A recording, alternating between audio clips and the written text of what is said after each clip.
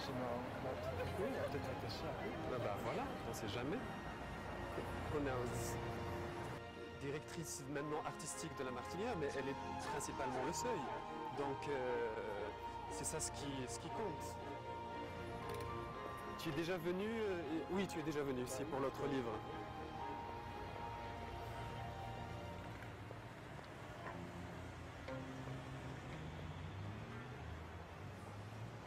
Depuis à peu près 2 ans, les éditions du Seuil ont déménagé.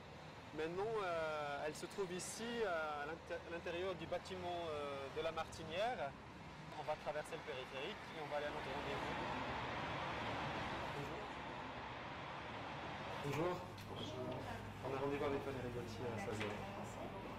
Abdella Taya et Denis Dailleux. Je ne vais pas dire que c'est ma maison complètement, mais c'est le lieu où on fabrique pratiquement tous mes livres, depuis 2006. Et aujourd'hui, je viens donc avec Denis Dailleux, parce qu'on a rendez-vous avec Valérie Gauthier pour discuter d'un projet de livre autour des martyrs de la révolution égyptienne.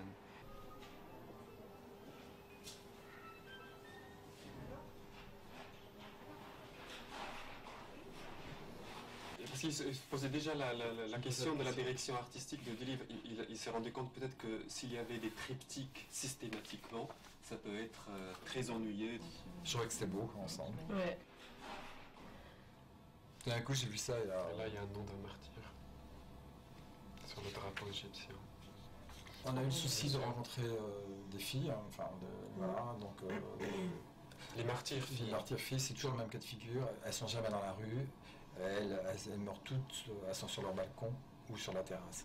Donc là, c'est toute la famille qui regarde la rue et ils tirent sur la fille. On avait dit que moi je ferais une introduction assez longue, assez longue, suffisamment longue pour expliquer historiquement ce qui s'est passé là, l'importance de l'Égypte pour le monde arabe, et pourquoi ce qui s'est passé au Caire va influencer tout le reste du monde arabe. Depuis 1 an, le monde arabe, il y a un peu plus d'1 an, il y a le printemps arabe qui a commencé. Pour moi, c'est l'événement historique majeur de ma génération.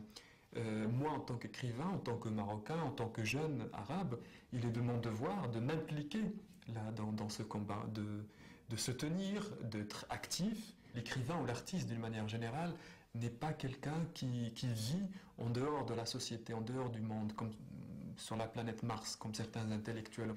L'écrivain est quelqu'un qui est dans la réalité, dans ce que traverse le monde. Cela, j'aime bien. C'est sur la place Tahrir même. Ouais. Et ça, c'est une partie de leur revendication politique. Ouais, donc image ça, c'est quand même intéressante et forte et vraiment intéressante en termes de tout ce qu'ils sujet, veulent contre l'injustice, le départ des militaires. Tu feras la légende. Oui. De toute façon, ça a toujours été le cœur de mon travail, ça a été d'être au plus proche des gens du peuple. Et c'est ça c'est ce que j'ai souhaité montrer dans ce travail, c'est que c'est eux qui ont fait la révolution. C'est grâce à eux si la révolution a existé. Bien sûr. Et je crois que ça me touche aussi, ce rapport au peuple. Parce qu'on est fils du peuple. Parce qu'on est fils du peuple, shab, comme on dit en arabe. Et ce rapport direct, qui même si c'est pas parce qu'on vit à Paris qu'on l'oublie, bien au contraire.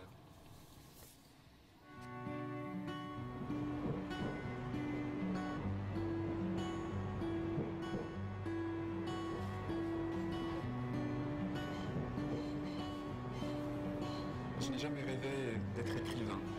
L'écriture est arrivée dans ma vie comme une surprise. Mon rêve depuis le départ était de devenir réalisateur, faire des films, poursuivre un petit peu ce que je voyais à la télévision marocaine, surtout les films égyptiens. Et j'ai compris que pour pouvoir marcher encore plus vers ce rêve de film, il me fallait maîtriser la langue française. Je me suis inscrit au département de littérature française de l'université Mohammed V de Rabat et j'ai commencé un journal intime, un journal d'écriture dans lequel j'écrivais tout ce qui m'arrivait, tout ce que je voyais, mais en français. Et c'est ce journal où j'essayais tout simplement d'avancer dans la langue française qui a révélé quelque chose en moi de l'ordre de l'écrivain. Là, on va vraiment droit. pour rendre visite à une très bonne amie à moi, qui est l'actrice française Anne Brochet. Et, Anne Brochet est devenue avec le temps, depuis que je suis arrivé en France, plus qu'une amie, je dirais presque une grande sœur, avec laquelle je passe beaucoup de temps avec elle, à regarder des films et à discuter de certaines choses qui ont rapport à l'écriture et le cinéma.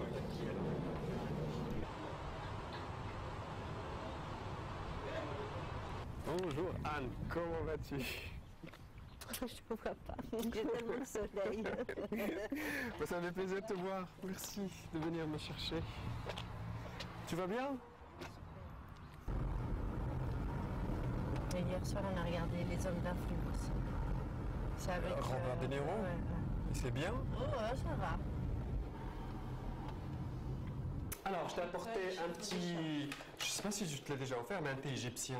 Je pense que je te l'ai déjà offert. Mais à Paris, pas ici. Non. C'est- Et on va en faire. Chez El Aroussa. Mais il est très très très très fort. Hein. Je vous rappelle que quand j'ai obtenu le prix de Flore, j'étais habillé comme ça. Hein. T'as eu le prix de Flore? Oui. Ah, tu n'étais pas au courant? Ben, j'étais avec elle quand j'ai obtenu le prix de Flore. T'as eu le prix de Flore cette année? Oui, de 2010. Ah oui, 2010. J'ai déjeuné chez elle. Oui. Et je sors, et quelqu'un m'avait laissé un message pendant que je déjeunais chez elle. Et je sors, j'écoute mon message et j'apprends que j'ai obtenu le prix de Flore alors que j'ai déjeuné chez elle. Je lui dis, tu m'as porté chance, Anne. On avait mangé des saucisses. On avait mangé des saucisses. Halal. Des saucisses Halal, des saucisses halal. en hommage à Parce qu'elle trouvait qu'elles avaient meilleur goût. Absolument. On avait tellement aimé regarder Ronnie Delcabès manger ses saucisses dans le film qui s'appelle Jaffa.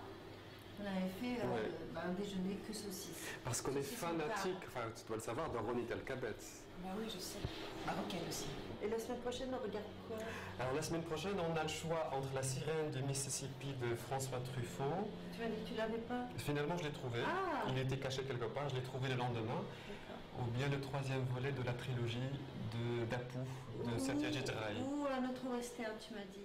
Le Alors, Paris Bravo. non, je n'ai pas Rio Bravo, j'ai L'Homme de l'Ouest. Voilà, avec Gary Cooper.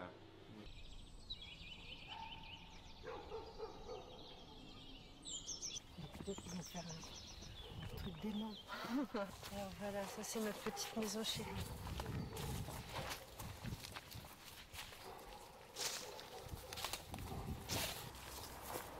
Voilà, on se croirait en Pennsylvanie. Ah oui, totalement. Totalement. Je manque plus que le rocking chair.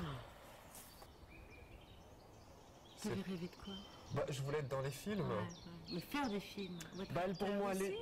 Non, pour moi, ça se mélange tout. Évidemment, ça passe par ce désir d'être réalisateur, mais je dirais le premier rêve, le premier désir, c'est être dans ces images. Des actrices que j'adorais, des films égyptiens. Tu vois, entrer dans ces images-là.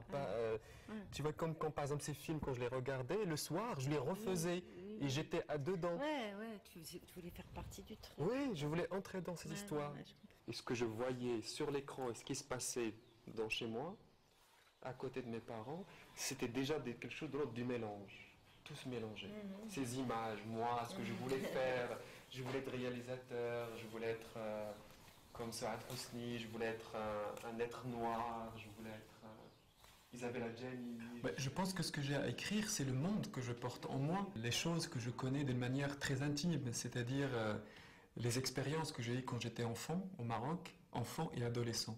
Donc ce que j'ai à écrire, c'est ce que j'ai aussi à montrer et à porter au cinéma un jour, c'est-à-dire dire des images, que ce soit des images de Haït Salam, le monde où j'ai grandi, le quartier où j'ai grandi, où j'ai vécu, où j'ai fait le fou, où j'ai fait le petit garçon pieds nus qui se bagarre du matin au soir, les images de ma famille, les images de mon quartier, les images de la ville de Salé à côté de la ville de Rabat, le fait que je choisirais toujours d'être du côté de Salé, bien sûr, parce que je suis un Slaoui, un petit pirate, un petit corsaire.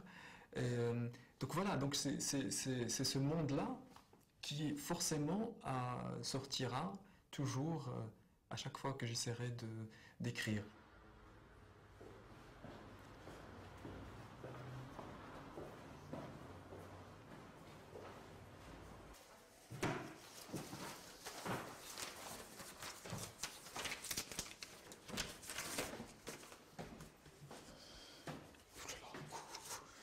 Regarde-moi ça.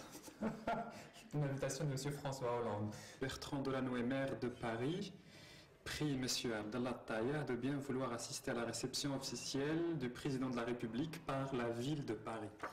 Il faut que j'y aille, non? Je crois que je vais y aller. C'est quand même historique, là. C'est pour l'histoire.